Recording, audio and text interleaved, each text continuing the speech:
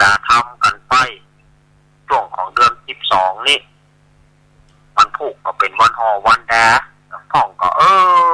แม่จะตานวันเนี้ยเนอะถ้าอาจารย์ได้ก็ได้แม่ตานวันนี้ก็ได้ลูกเจ้าพระนายเพื่อจะได้ฉันได้ทั่วถ้าหอดวันเนี่ยมันน้ำน้องมันเป็นแกงหกแกงแฮไปของไผ่เป็นของไผ่บ่หัวมันได้ฉันกันประทั่วแต่ถ้าทยอยตานเนี่ยตู้เจ้าพระนายประกาศฉันได้ตานอันใดก็ตู้เจ้าพระนายประกาศจะได้ฉันเน้นลุงดวงบอกฝากผมมาหาว่าลุงดวงแต่ตานวันนี้ได้ป่ะ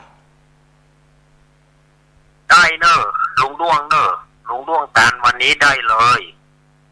ตานวันเนี้ยตู้เจ้าพระนายประกาศจะได้ฉันหอดวัน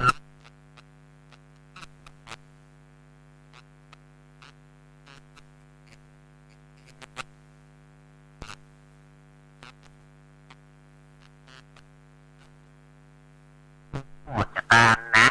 ตานวันนี้ก็ต้องได้วันตู้เจ้าพระนายเพื่อก็ได้ฉันกันทั่วเนาะอันนี้แย่งกันเนอะอาสดาญาติโยมสาธุชนตั้งหลายอาตมาภาพก็มีเรื่องเล่าอาจจะเล่าให้ฟังนะจะเอาเรื่องอย่างดีนะเอามาเล่าให้ฟังเนาะอันนี้ก็เรื่องของหมาเจ้าเล่ห์นะเป็นเจี้ยก้อมนะไม่ใช่เจี้ยเรื่องยาวเนาะหมาเจ้าเล่ห์หมาเจ้าเล่ห์นี่มันเจ้าเล่ห์อย่างไรทีแรกเขาเอาเข้าเอาเข้านึ่งอันนี้นะปั้นลุ้มเนาะเอาใส่โกงยิงมัน เอาใส่โกงยิงหมาทีแรกนี่เขาแท้กะเอาเข้าเขาปั้นเป็นลุ้มไว้เอาแป้งลูกโกงสุดท้ายจะโยมผ่ายเคยปั้นลูกโกงบ้างปั้นลูกโกงนี่ปั้นมูลลุ้มไปหรอปั้นลูกโกงเล่นนะสมัยก่อนเล่นลูกโกงกันหมอนักกับปั้นเข้าหมามาพอดีหรอหมาไม่เหนียวใส่ดอกมันต้นปลูกดอกไม้เหนียวพอใจคนนั้นก็เลยเอาเข้าปั้นมาหาลูกโกงประทานหรอนั่งกินข้าวอยู่พอดีเอาเข้าปั้นแล้วก็เอาสอดลูกโกงแล้วก็ยิงฮึดนะตีที่ข้างป๊บเง้งเง้งหล่นไปตามเดียวปิกมามันมาโดมพอเป็นเข้าปวดเข้างัดแถมเตื้อหนึ่งแถมวันหนึ่งเจ้ามันได้กินข้าวหรอแถมวันหนึ่งเกียมลูกโกงไว้เกียมลูกหินไว้ละเดี๋ยวมันตึงมาแถมละมันตึงย่ำมาหิวมันก็มาเต้นะกะมาเต้นะมาหิวใส่ดอกเพื่อนแถมทีนี้เจ้าของตอนนี้มันบัดใจเข้าเราเป็นบะหินสอดลูกโกงกับใส่พึดกับตีที่ข้างมันบ๊อบบ้องหล่นไปปิกมาโดมพอเพราะมันหูเป็นบะหินนะแง่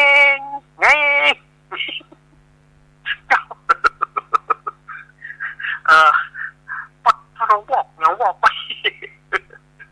บอกโป่งตีดก็นั่นการแรกนี่บ๊อบเง้งเนาะปิกมาดมไปเข้ากินอยู่แอมกรามเนี่ยบ๊อบบอกว่ากำไดเนาะปิกมาดมพอเป็นบะหินเง้ง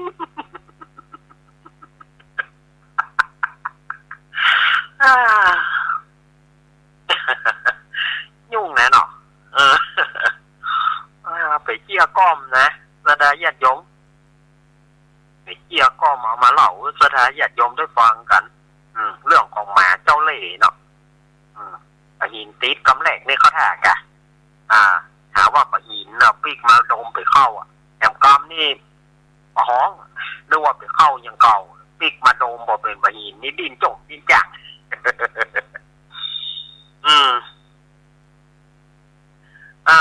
มันไปเกี่ยก้อมเล่ากันไปเนาะเล่ากันไปเพราะว่าสัพเพเหระปกิณกะธรรมะคอนรุ่งไก่แจ้งนี่มันเป็นย่างใจว่าใครจะฟังก่อนนะย่างใจกับใครจะฟังก่อน มันเดิกมันเดินกลางคืนพ่องก็กำลังรับอยู่แต่ก่อนอาตมาก็ยังกึดเหมือนกันนะเพราะว่าจะเป็นท่านอาจารย์ท่านพระครูอภิวัฒนวิกรมตุลุงยองเปิ้นนั่งจัดตีสามโอ้ยใครจะมาฟังเปิ้นรับเปิ้นนอนแล้วท่านทั้งหลายท่านเปิ้นลูกมาได้อย่างไรเปิ้นลูกมาเปิ้นว่าบอกรู้สึกเพลียพ่องแกพอเฮาได้รับผิดชอบในงานนี้เฮาก็รู้ละโอ้มันตื่นตัวแล้วสถานญาติโยมเฮาได้รู้ว่าวันนี้เฮาจะได้จัดรายการโน่นแน่ปลุกนาฬิกาไว้เฮาลูกก่อนนาฬิกาก่อนปลุกนาฬิกาไว้นะจะว่าตีสามตีสองจะลูกเนี่ยมันบัลลับผมละมันภาวะพาวงปุ๊บขับจำเป็นได้ลูกว่านาฬิกาจะปลุกเอาพอลูกละไอ้อย่างเอาพอเรียบร้อยละ มันเป็นอย่างนี้แล้วมันก็ตื่นตัวไปว่าครูบาอาจารย์พอลูกตีสามตีสี่ไปว่าอย่างอี้รู้แต่ก่อนเรายังนึกใจอีเปิ่นจะไปลูกเจ้าลูกจี้แล้วใครจะฟังแต่ก็ได้รับความตอบรับจากสถานญาติโยมว่าโอ้เปิ่นฟังกันเลยท่านอาจารย์ห้องมันตึงนอนบ่หลับเฮาตอนนั้นเฮาหนุ่มหน่อยเนาะอย่านอนบ่หลับนอนมันก็หลับกันหน้านี้มันหน้าตอนนี้มันตอนรับลมรับลืมแบบนี้แก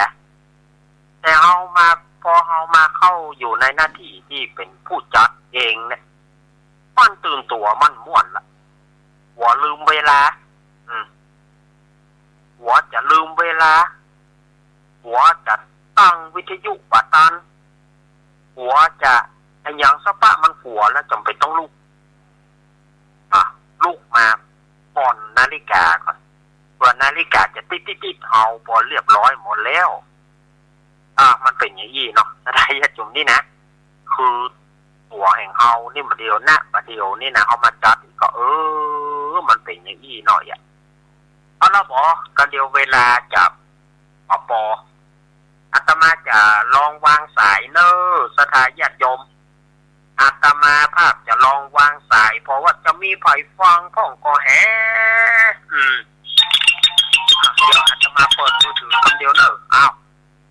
เปิดละตอนนี้ถ้าไผ่จะโทรตอนนี้เนอะ083-761-1775 083-761-1775เดี๋ยว6 โมงว่ะ4 โมง27อาตมาก็จะได้ลาละจะได้นิมนต์หลวงพ่อท่านพระครูวรธรรมนาถต้นต่อจากอาตมาก็จะได้โอนเวรประเคนใหม่กับท่านอาจารย์ท่านพระครูวรธรรมนาถวัดหนองเหียงเนาะเอาศรัทธาญาติโยมไปฟังกันพ่องเอาลองโทรมาเนอบอกว่าไก่โทรมาเนอ มีก็หาถ้ามีก็โทรมาเนอรายการอาตมานิสัยบ่ค่อยคืนเนอบอกของลุงเจริญปอนกับไอ้ฝากนั่นเองนะมาจุดแก้วโอ้ปอนนะนี่มันก็มา42แล้วนะฟังมานะเจ้าบางเวลามันจะยืนและอาตมาธรรมเนี่ยเป็นย่างเป็นบ้างนั่นแหละดีละเขียมคอเตือนเอาเอาอย่าเตือน2 เพลงนี่นะเจ้าจ้ะที่จริงเขาจะเติมชุดปีชุดเล้งเหมือนกันแต่ที่2 เพลงนี่มันจะพร้อมกับหมู่มาได้เจ้ามันพร้อมกับหมู่เนาะแบบไม่แท้แต่ต้องเป็นกำลังใจนะครับยินดีแม่เจ้าเนอะมาละศรีดาพรมาแล้วเนอะแม่สุเกี้ยว ศิลาพรศรีเตี้ยสีปทุมสีเจริญเปิ้นฟังหมดกับเปิ้นฟังแล้วแม่สุเกี้ยวไปสวดแทนเปิ้นนอนเจริญปอนแม่พิสมัยนางแล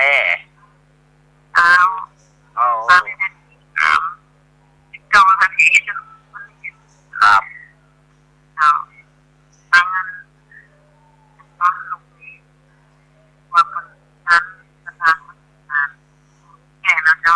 มีกะ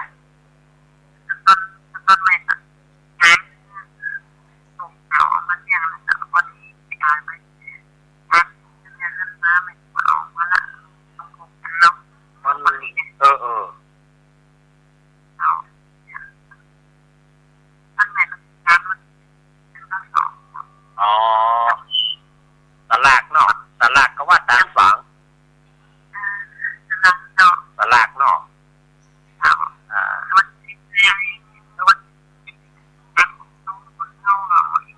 การขันเข้าเนาะ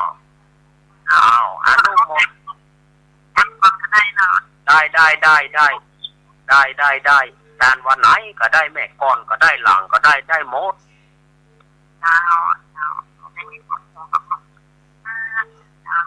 ยินดีแม่พิสมัยยินดีเนอแม่พิสมัยนางแลลำปางเจริญปอน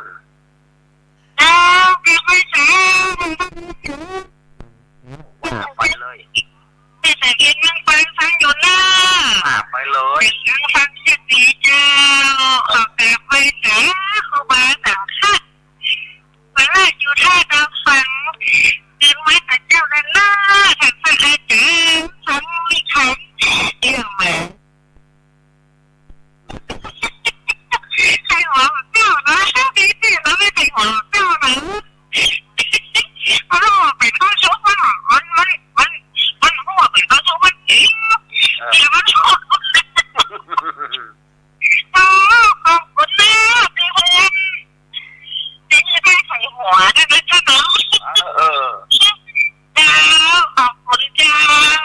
ยินดีแม่สายพิน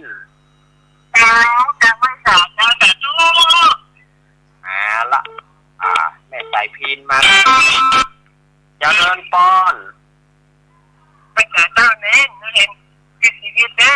ม่เป็นว่าไปเลย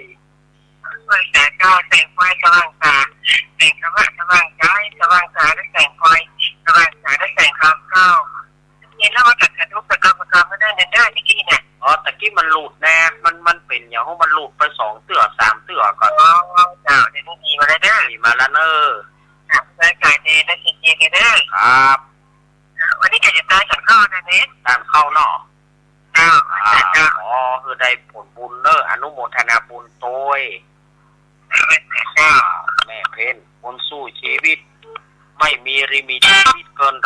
100เจริญปอนป้อนานประเสริฐเนาะ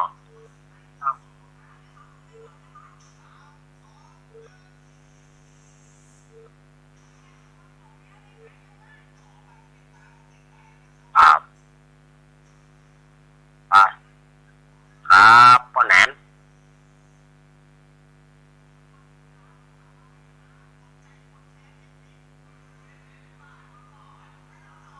ยินดีป้อนานเนออนุโมทนาบุญป้อนานเนอป้อนานประเสริฐนาน้อยจังหวัดน่านเนอ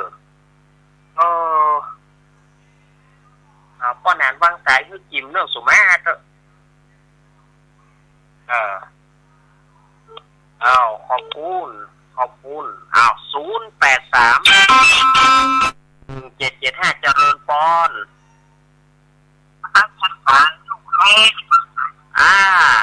อันนี้จากทางใดฮะ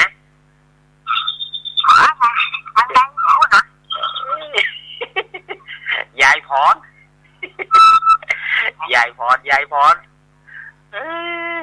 แต่คืนนี้โทร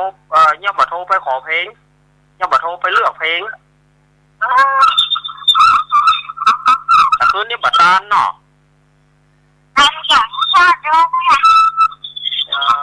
เดิกไปหน่อยเนาะอ๋อครับเอออ่ายายพรเอายินดียายพรเนอะฝนประตกเนาะโอ้อ้าวยินดียายพรนักๆเนอะเจ้าเอาขอบคุณยายพรเนอะขอบคุณอ้าวสถาญาติโยม0837611775อ้าวพอจะโทรเข้ามาโอ้ยายหน่อยยายหน่อยแตนก้ายายหน่อยถ้าแตนเข้ามาเนอะยายหน่อยเนอะยายหน่อยกัดนัดเนาะยายก็โทรมาเนอะวันเนี้ยยังก็ตำนานสลากตำนาน12ปิงยายหน่อย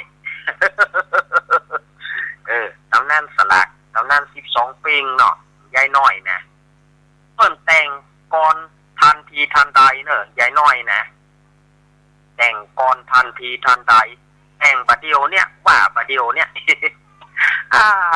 เน็ตยายน้อยเฮานี่นะยายน้อยกัดนัดเนอะ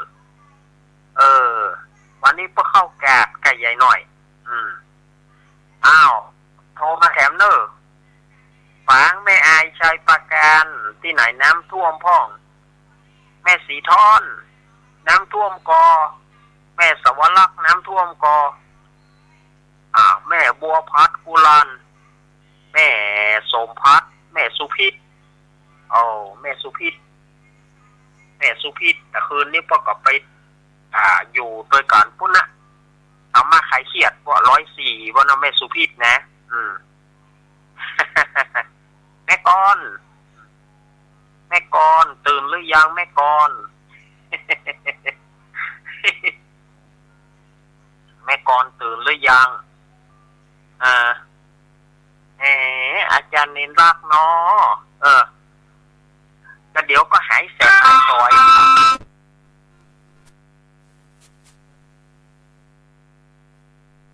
พี่โกยพี่ขอพี่ชายจันสวายสายตัวจะเน่าแม่จันสมแต่เจ้าเน้นรักเจ้าตังบ้านแม่ไปจะได้น้ำไม่สาวขึ้นแต่อันที่ว่าแบบนี้มีคนใจโอ้ใครเนี่ยไม่อายคือไม่อายเหมือนกันเจ้าท่านจะยังน้ำยังบนหัวเราอยู่ทำยังไงบอกยังมาลงงดเนี่ยย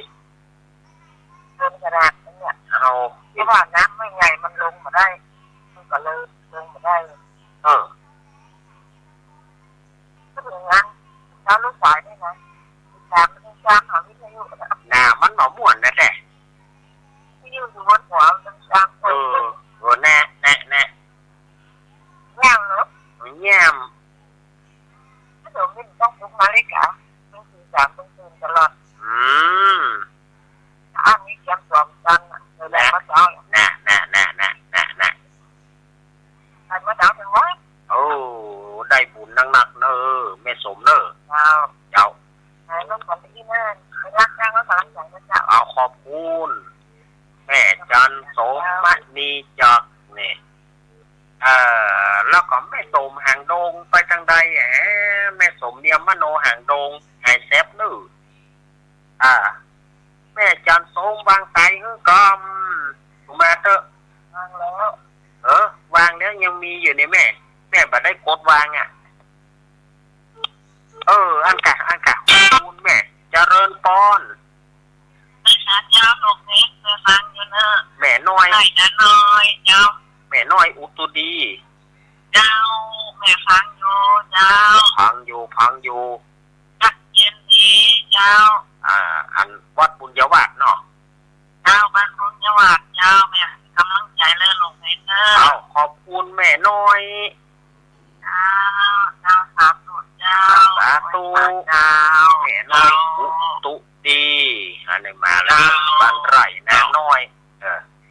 น้อยซ้ำไปอยู่ไหนไปอยู่บ้านไห่นาน้อยก็เลยกลายเป็นดับเบิลน้อย แม่น้อยบ้านตาโถกหายไปไหนแม่น้อยตาโถกหายไปไหนแม่น้อยการนัดก็หายอ้าววันนี้มาน้อยเดียวแม่น้อยอุตุดี นี้เวลาตีสี่26 นาที อ้าวจะตึกแม่น้อยอุตุดีเนี่ยเนอะอ้าวเอาละเวลาตะมาหมดแต่ละเด้อกับนี้นะจะไปลืมเนอะวันนี้สลากกระพัดวัดโอมงคลตาล้อเนอะวันนี้แล้วก็อาทิตย์หน้าก็วัดปักตังเจริญเพื่อจัดการสังฆทานเนอะศรัทธาญาติโยมไปทำบุญไหนอาตมาก็มาได้ไปขออนุโมทนาบุญยกมือไหว้ไปมือสาขออนุโมทนากับศรัทธาญาติโยมที่เปิ่นจะไปทำบุญทุกที่ทุกทางเพราะว่าบุญวัดไหนบุญวัดตัวบุญวัดเปิ่นเนาะอนุโมทนาเหมือนกันทุกผู้ทุกคนเนอะศรัทธาญาติโยมอยู่ดีมีสุขอยู่ดีกินหวานทานต้มก็ได้อยู่ต่อกับหลวงพ่อท่านพระครูวรธรรมนาถเจ้าวาดวัดหนองเหียงเจ้าคณะตำบลสันติสุขอำเภอไดหลอจะต่อช่วงอาตมาลำดับต่อไปขอกราบอาราธนานิมนต์หลวงพ่อท่านพระครูวรธรรมนาถได้ดำเนินรายการลำดับต่อไปกับผมอาตมาภาพอำลาไปก่อนเนอะอยู่ดีมีสุขอยู่ดีกินหวานทานต้มเหมือนกันจัตตารโอธรรมาวัฏันติอายุวันโนสุขังปะลัง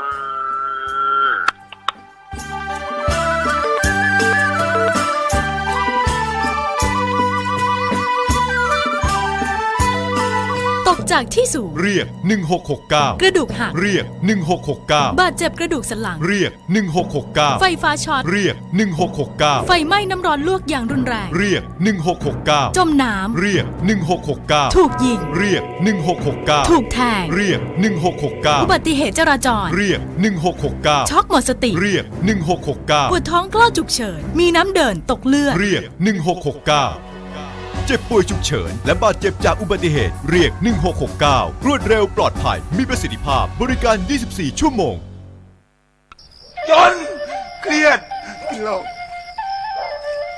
จนเครียดกินเหล้าจนเครียดกินเหล้าจนเครียดกินเหล้าจนเครียดกินเหล้าจนเครียดกินเหล้าก็เลยยิ่งเจ